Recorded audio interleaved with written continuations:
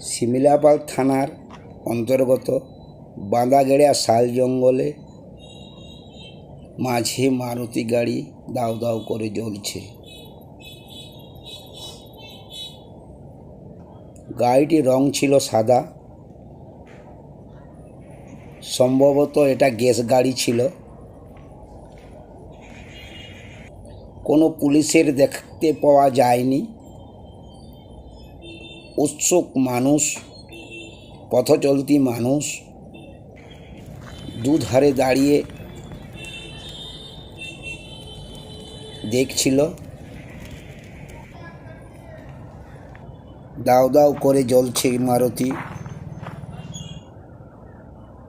দেখুন আমার খবর দিনের মাধ্যম দিয়ে।